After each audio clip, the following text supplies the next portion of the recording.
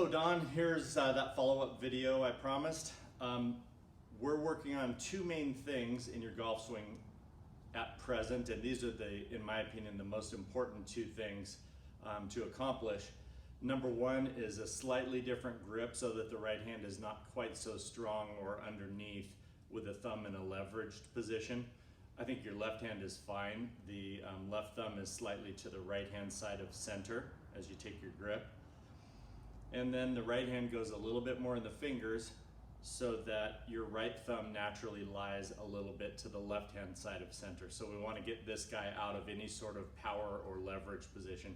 I know it feels strong, and I've taught hundreds of guys over the years. It's always guys who, I call it a hammer grip. It's like grabbing a hammer, you know, and it feels really strong, but it shuts that club face down. And so when this thumb gets active and applies leverage, we get in trouble.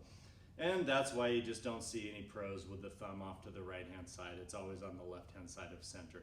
You will leave the face open a few times when you do this. You'll hit some flares off to the right at first. It's a matter of kind of getting used to where the face is now that your grip is a little bit different. But trust me, it'll come around and you'll hit it straight. You just have to allow yourself to release the golf club a little bit more, whereas with this grip you had to kind of hang on so that the ball wouldn't go left. This sort of segues into your pivot, and I told you that we wanted to get the slide out. So there's a difference in the golf swing between moving mass and moving pressure. So here's moving body mass, and this is what you do a lot of in your golf swing.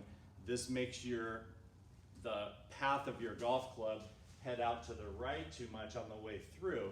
And so I said I wanted to replace the lateral motion with a more rotary motion so that the club, and the reason that we do this, A, consistency, you'll be more consistent when you stay more centered, and B, as you rotate, the golf club rotates also, and so we want this golf club to work around on an arc rather than off into space to the right. So this is one range drill that I recommended. So I don't know if you can see this real well, but one golf ball, I'll just arrange these up here, hopefully you can see it. One golf ball, you'll have a shadow behind you, your head is on this golf ball.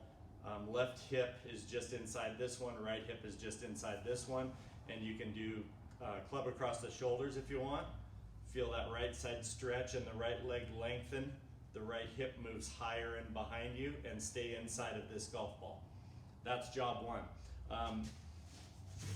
Another way to do it is to have some sort of an object here. I've got this cheapy chair, and so my right hip is going to be up against this chair. And then I'm going to make my pivot, and you'll see that I opened a little bit of a gap between my leg and the chair. So boom, just like that. So this is the first thing to learn. Instead of going sideways, we're going to learn to rotate and stretch a little bit on the backswing to keep you more centered.